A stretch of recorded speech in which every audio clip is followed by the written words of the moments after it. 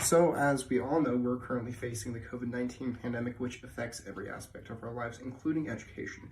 And as a result, everyone from elementary up all the way up to college has gone to online learning. And as a result, there's a discussion surrounding the merits of a digital classroom versus a real classroom, which is why today I will be arguing that as a general rule, preference should be given to the rights of students over the requirements of teachers in video-mediated classrooms. This will be interpreted as a policy resolution because we're administering the policy of a general rule that more often than not, the rights of students should be preferred over the requirements of teachers, and I will be using a criteria of privacy. So whoever can argue which side of the resolution best protects students' privacy, I think that's a fair way to argue this resolution. I think that's what it's really talking about, is to what extent do we arbitrate on children's privacy. And I'll also define some terms. Rights will be defined as a moral or legal entitlement to have or obtain something. Students will be defined as K through 12 students, college students, all of them. And video-mediated classrooms will be defined as Zoom classrooms, primarily because that's a platform everyone's using. So let's get into some contentions. The first one, there's a fundamental difference between classrooms. So because you've got a camera and the students at home and they can't necessarily control what goes on in their home life depending on how young they are, if something is seen or something is done that is behind them or within what you can see of their private life, then that can potentially be negative, as is the case with the child who had the BB gun. And in that instance, obviously the teacher was overstepping their boundaries and they weren't practicing what they should have done. They should have simply talked to the student. And so when we have these different classrooms, it can cause us to respond differently when we should stay more true to how we respond in a normal classroom. Because number one, a student would typically never bring a BB gun into class. And even if they did, I doubt there would be a lockdown or anything like that, especially if the child was young. So for cops to have been called because it was the student's personal life just doesn't make sense. It's not beneficial, which is why I'm arguing to affirm this resolution. It just doesn't make sense for us to disregard these differences in a real and video-mediated classroom. Even if it was an actual firearm, the mere presence of it on camera does not necessarily warrant, the authorities being called.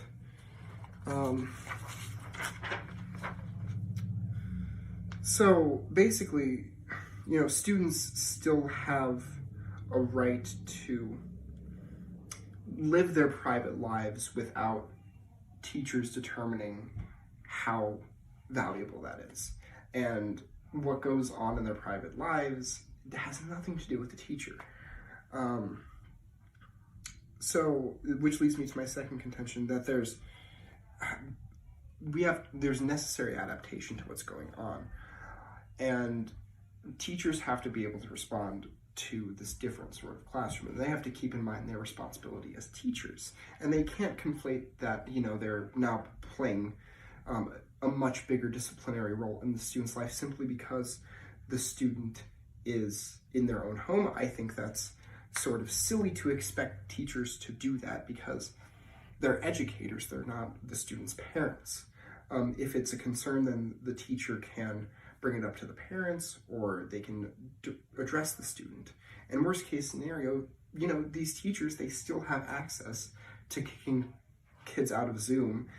Although, again, this can be somewhat of an overreach because then a teacher can just determine whether or not whenever to kick a student out of their classroom, which is an adaptation that teachers need to make, and they have to consider to themselves okay, now that I can kick out a student whenever I want, how is this going to affect the way that I teach? Am I going to be more likely to kick out a student from class because I can simply click a button and it's just said and done?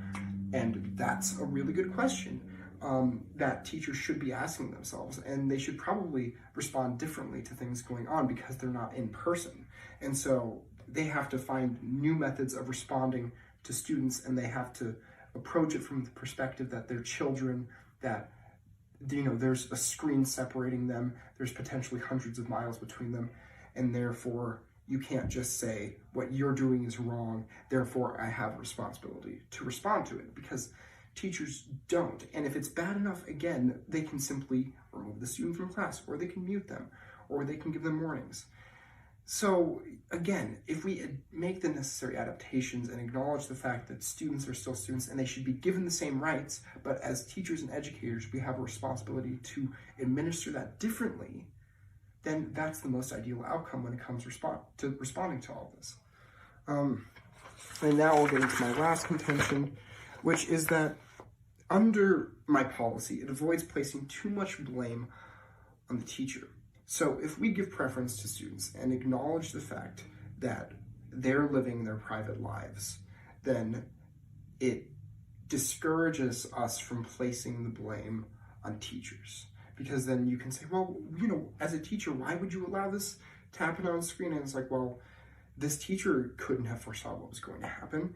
And because of this, the student's private interest must be maintained.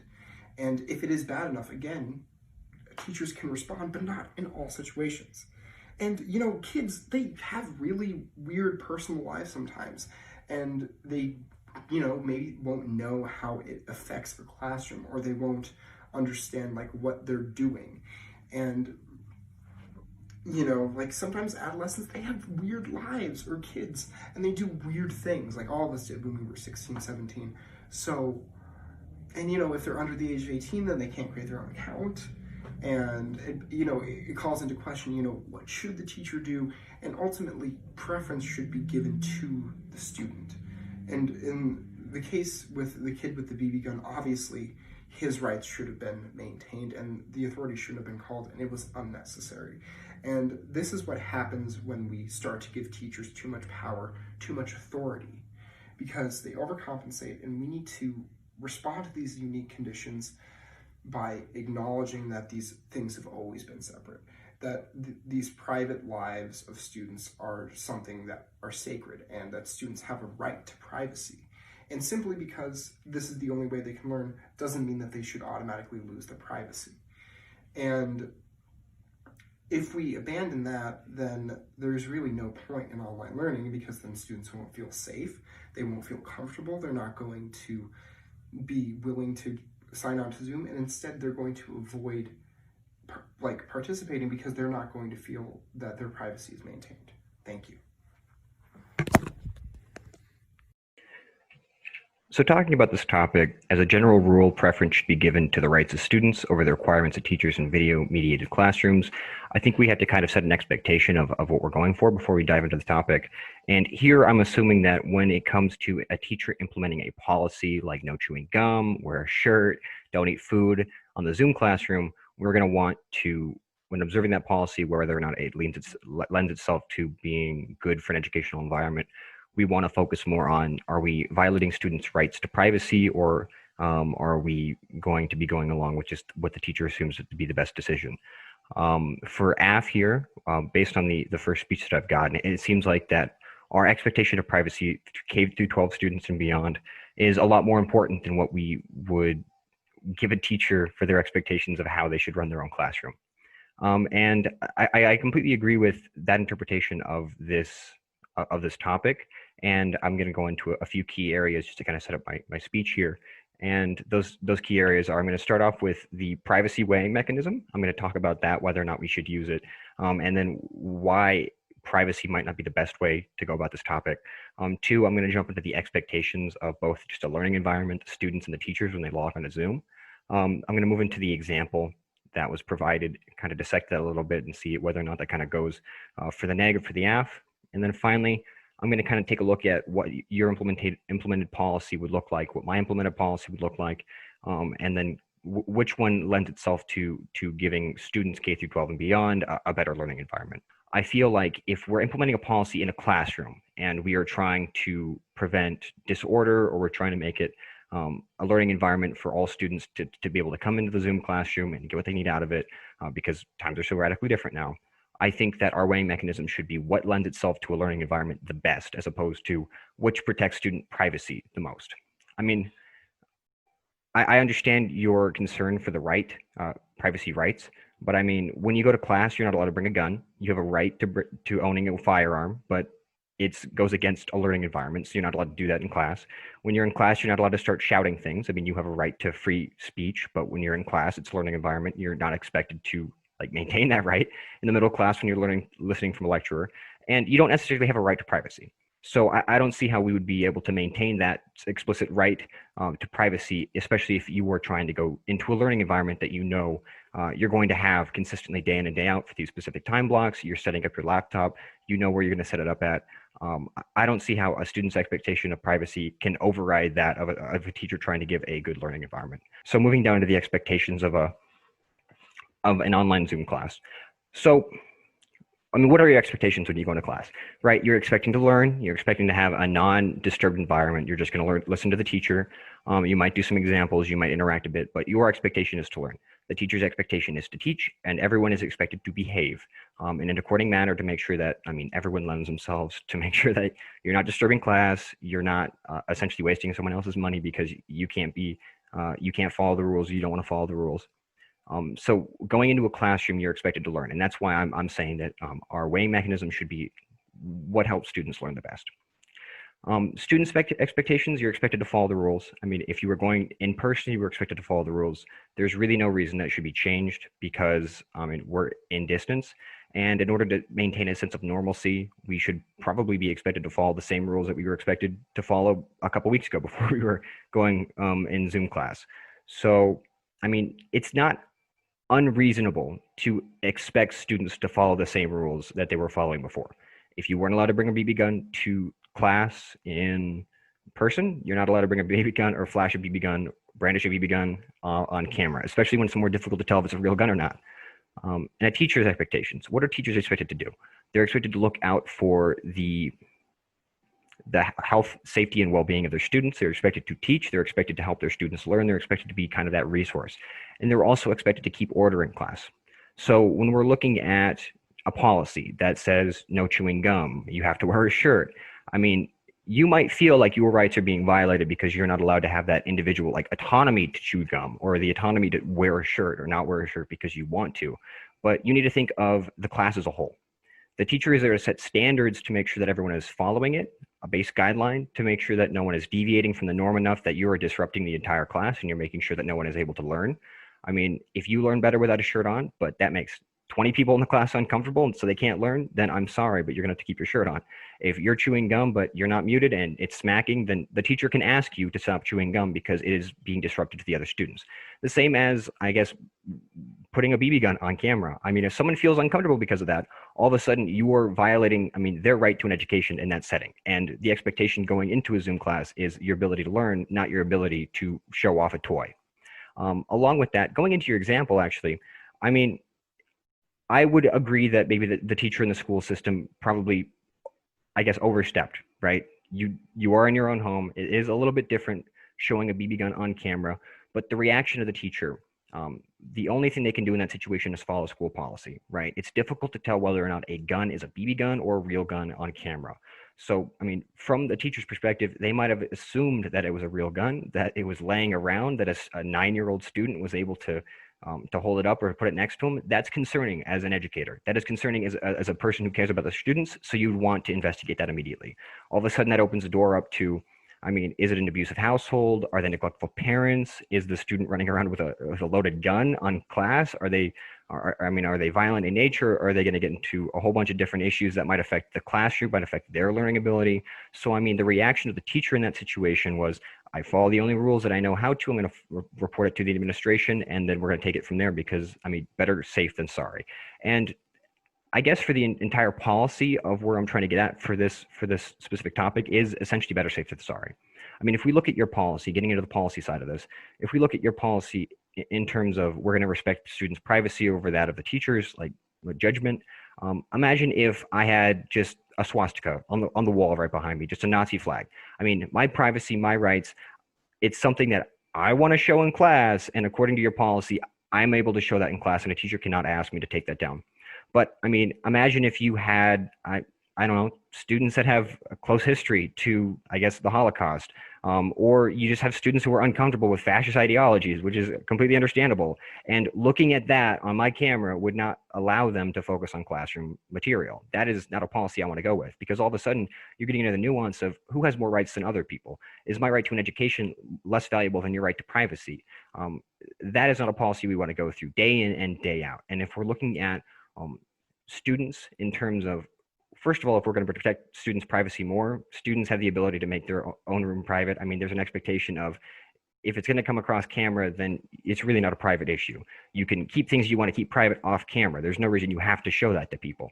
And the older you get, I mean, you're able to control that more. I mean, if you're a third grader, I don't know what your expectation of privacy is. And we shouldn't even be using privacy. We should be using, does it lend itself to an educational institution and environment, because we are there to learn. For my policy, I mean, as long as the teacher is focused on, let's make a learning environment, we will institute rules, we will institute policies based on what makes a fair playing field for everyone to learn the best that they can learn. I believe that as a policy we should be using. And that's why I believe that you should be voting negative during this. Okay, so I don't know if you've heard of Michael Foucault, but basically he was an academic theorist who proposed this idea that modern society is gradually moving towards this panopticon, that people are constantly surveilled, that due to technology and due to advancements, we're continually sacrificing our rights to autonomy and agency. And the discussion that we're having revolves directly around that topic. And because of that, we must retain students' privacy and their rights, because even though they're children, they still have, you know, governmental rights. They're still human beings. They may not be as adept at life as an adult, but they still have those liberties and those freedoms, and they ought to be kept. And that's why we have teachers retaining their positions as teachers. It's analogous to people complaining about policemen performing too many duties. When you have a teacher who is now the student's guardian in that context because they're in their own home, it's emblematic of a panoptic society wherein we are giving up privacy rights.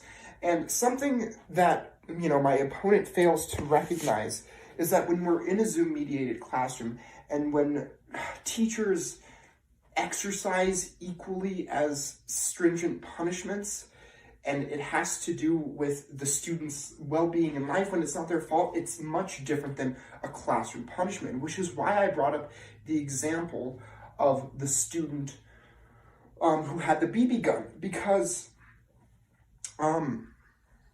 it was an injustice. And the child, when they were on camera, they were taking a test and it was muted, and they weren't able to communicate to the teacher that they had a gun. So it was essentially a misunderstanding and a miscommunication that resulted in a school district threatening that child with expulsion because they had a BB gun for a brief moment and his brother was involved.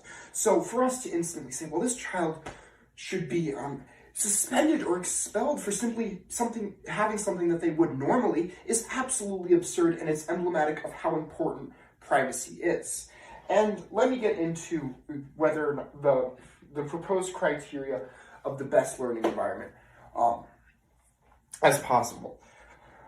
I think in order for us to have that discussion, we have to first discuss how these privacies are being addressed within an online classroom. Because without a student being able to retain their private life to some degree, then you can't have a good learning environment in the first place. And I'd like to also mention that my policy is as a general rule. That is not to say that if somebody has a swastika, they are entitled to keep that up, because hate speech is not covered by the First Amendment, and people are people, and it's a case-by-case basis. And I'm just saying, as a general rule, as a general expectation, we should try to give the benefit of the doubt to the student first, similar to innocent until proven guilty, instead of, just putting the hammer down and saying you did something wrong because of Zoom, and therefore you must be punished. So, but I do like the discussion of, what produces the best learning environment, and I will respond to that in these rebuttals.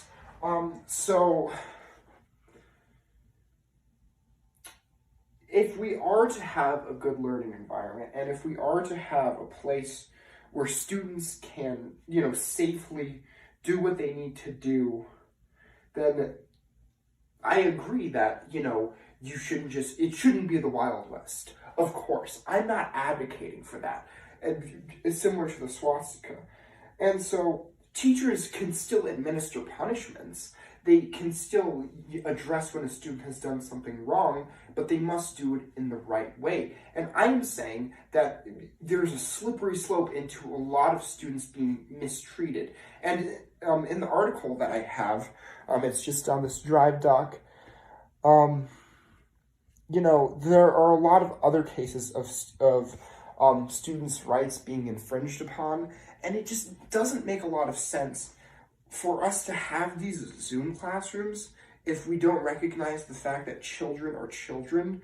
And I would argue that these expectations are retained because,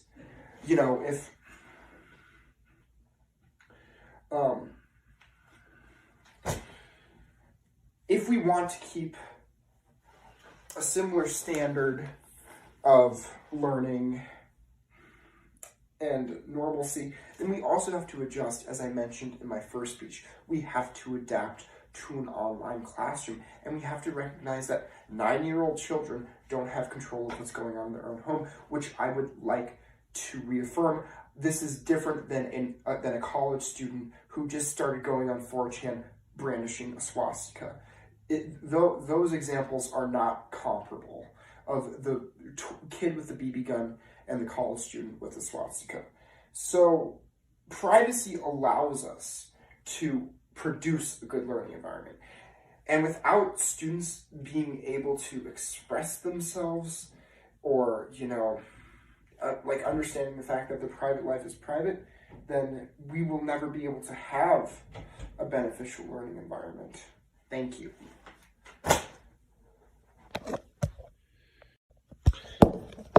Okay, I have more to say, so I'm going to do this in 2 minutes where I really respond to what was proposed by the negative.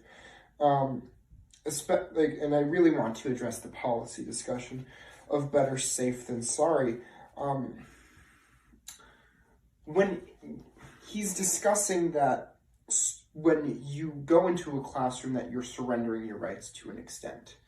And this has always been true because, again, you're in a public environment. You can't do the same things while you're in private, obviously, but we're in private times now. We're in private classrooms, essentially. It's splintered between private lives. So, therefore, the same rules don't apply. And obviously, students have less freedom than teachers because they're subordinates, because they're children. So they're already at a limitation. They're already at the mercy of an authority figure. So for us to take the teacher's side presumptively, then that means we are not, we're much less likely to be on the student's side, like with the BB gun, because, my opponent mentioned that he disagreed with it, but he also defended the teacher's rationale to a certain extent of, well, we don't know what's going on. We don't know what's going on behind their private life, and we saw into it. Therefore, we have responsibility, which is fallacious, which is overstepping their boundaries, which is why we have child protective services and police officers, ironically enough, reference to earlier. And that is why we have different people performing different functions, and teachers can discipline students to the extent that they do, so long as they are in the same space and they're sharing that space. But when they are sharing a different portion of that space, we have to administer punishments differently, and we have to communicate more effectively. And therefore, we must generally take the student's side, even if it's objectionable. Even if it's something we may disagree with, we can then find that out later if we retain privacy and if we retain what a student can do, then that's how we produce a good learning environment. That's how we get to the best version of the good and the true. Thank you.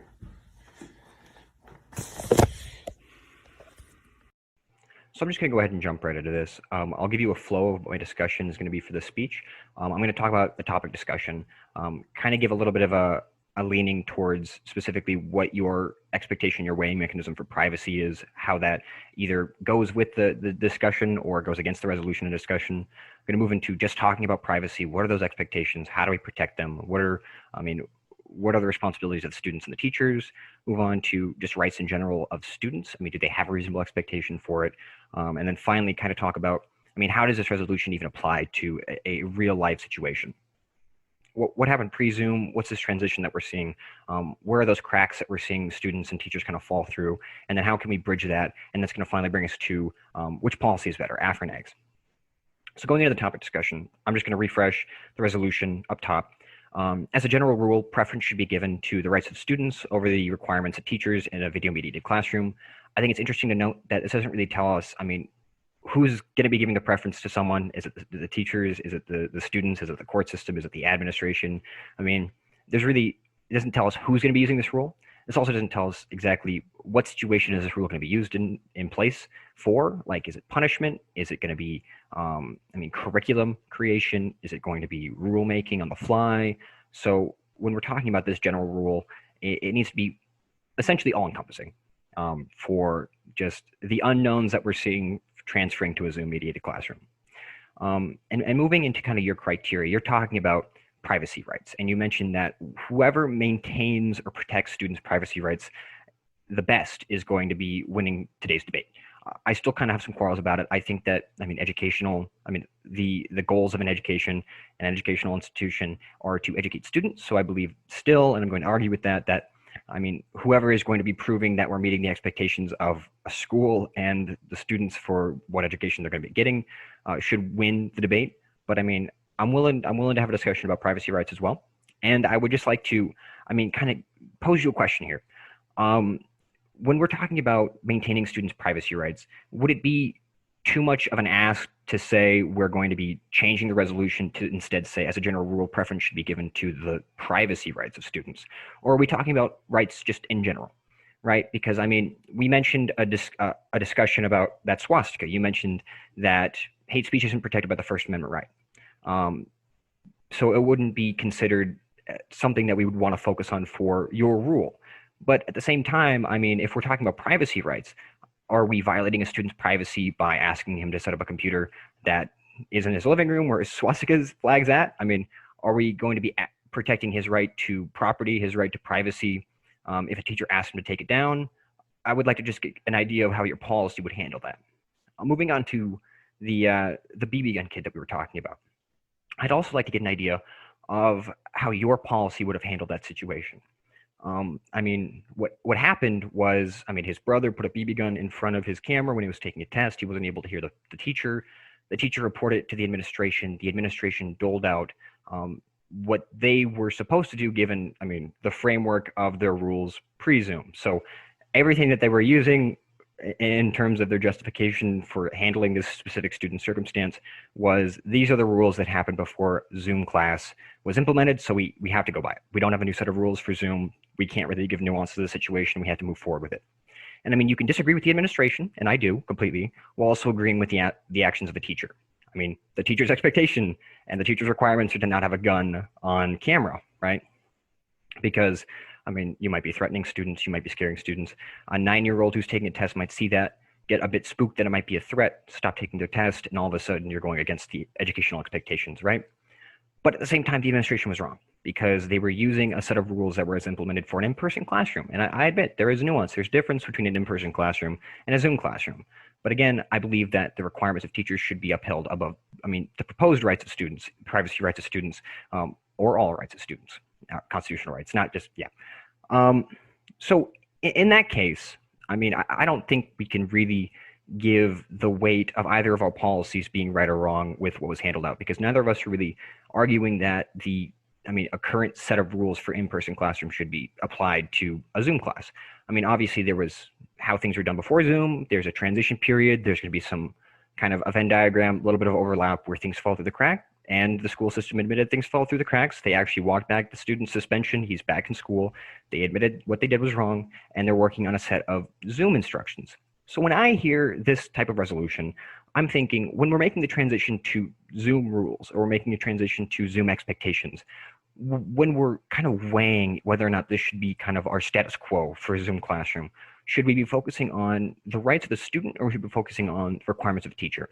And I think that it should be the requirement of the teacher, for a couple of reasons. One, I mean, the status quo is that students don't have constitutional rights in school. Their expectations are not the same as an adult who is post high school, post K-12. And two, the educational environment, again, I think that should be the main weighing mechanism. Is as long as we are achieving an education, then that is kind of where we should be flowing this. So moving into the privacy talk, I'd like to understand, I mean, what does privacy look like for you? You have a policy that's saying that privacy rights should be held above a teacher's expectations. So I would like to know what that hallmark looks like. What is that benchmark? What is that weighing mechanism? I mean, how do we judge whether or not a student's privacy rights are being violated on Zoom? Is it them using a camera if they don't want to use a camera? Is it them talking on video chat if they don't want to talk on video chat? I would just like to understand, where does that privacy start to get violated? And I would like to propose, a question as well. If we're using your policy and we think as a general rule, we want to look at the privacy rights of the student over the requirements of a teacher, I like to go back to that BB gun kid. He was taking a test on camera. Privacy rights of a 9-year-old, I don't think you can get their permission to be on camera. I don't think that, I'm assuming the parent's expectation is I wouldn't like a camera set up in my house to watch my student, but the requirements are you need to have an education. The requirements are you need to take a test, and we need to have you on camera to make sure you're not cheating. And I think we can both agree that's reasonable in this situation, and that the requirements of the teacher should be respected over the proposed privacy rights of this student. So I'm going to kind of take this and build off this to, a larger argument that in general, the status quo, and this is moving on to my rights in general kind of argument, is that the status quo has always been for decades, beyond decades. In the court system, in the public eye, in the schools, and with the students, with the parents, that education has always been above a student's rights, right? First Amendment rights are protected somewhat for students because they can all talk about politics, but when they're taking a test, they're not allowed to talk about politics, right?